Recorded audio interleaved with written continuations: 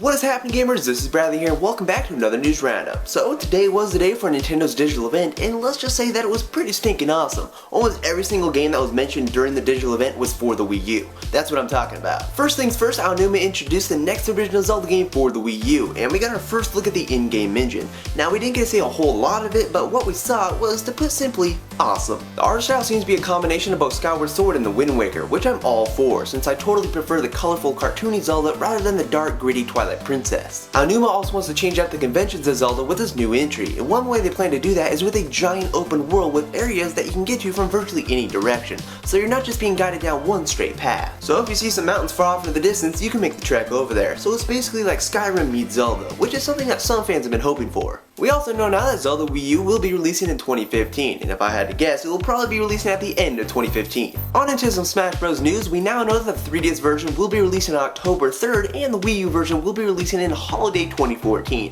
So basically, the 3DS version has been delayed slightly. A couple new fighters were also announced to be coming to Smash Bros., those being Mii's and also Palutena from Kid Icarus. Mii's will actually have different styles of fighting to choose from, with there being 3 altogether. There are Mii Brawlers, Mii Sword Fighters, and Mii Gunners, so basically each one acts as their own unique character. And this is a perfect segue into the new NFC figurines that Nintendo is working on, since they will be supported in Smash Bros. Wii U, which we now know will be called Amiibos. These Amiibo figurines will be launching this holiday season, with around 10 of them being available then, but throughout 2015 more of them will come out. Some of the other games that will interact with these figurines include Mario Kart 8, Captain Toad Treasure Tracker, Mario Party 10, and Yoshi's Woolly World. In Smash Bros. Wii U, the figurines will transport the characters into the game world, and you can customize their moves and even level them up. And then you can sharpen your skills by fighting against them, or even use them to help you out when fighting against your friends. Yarn Yoshi was also brought back into the spotlight, and we now know the game is called Yoshi's Woolly World. The whole game world is made out of yarn, cotton, and felt, and it really looks beautiful. And also the gameplay looks to be along the lines of the Yoshi's Island series, with a focus on exploration, as you chuck eggs, collect flowers, and all that. The game will also have a 2-player cooperative multiplayer, so you won't have to play the game alone, but you can look forward to Yoshi's Woolly World in the first half of 2015. Another game coming to the Wii U is Kirby and the Rainbow Curse, which you'll notice plays very similar to the Nintendo DS title Kirby Canvas Curse,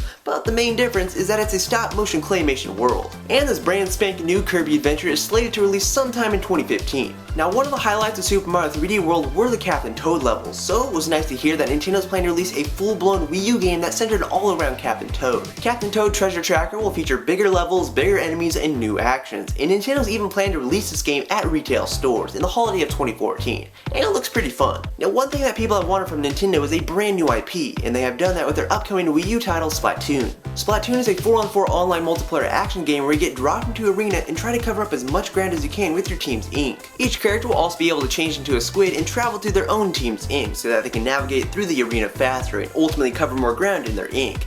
And whoever covers the most ground in their ink at the end of the round wins. Splatoon doesn't really look like a game that will be released at retail, but at this point we don't know. But it is slated to release in the first half of 2015. Now, do you remember that rumor about Mario Maker and being able to create your own Super Mario Bros. Levels? Well, that's actually a real game, and it's coming to the Wii U. With the Wii U gamepad touchscreen, you can place blocks, enemies, and pipes anywhere in the level and play through them. Plus, you can toggle art styles between the original Super Mario Bros. And New Super Mario Bros. U.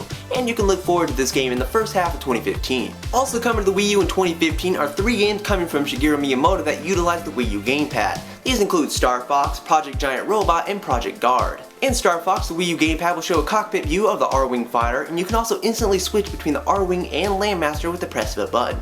And the game will also introduce a brand new helicopter type vehicle. In Project Giant Robot, you will use the Wii U gamepad touchscreen to build a giant robot, and then once you're done, the gamepad will become a cockpit where you'll be able to control the robot and try to knock opponents over.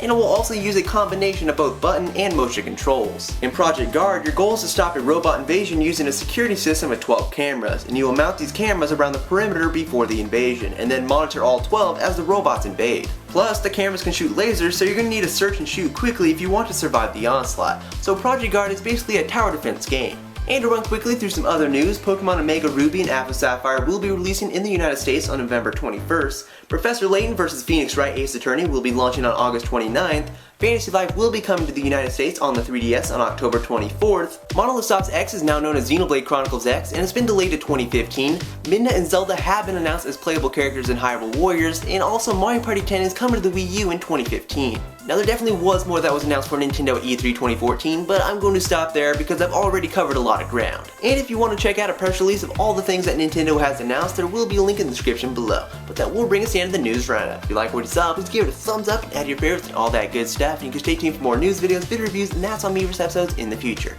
But I will talk to you later in the next video, guys. Bye!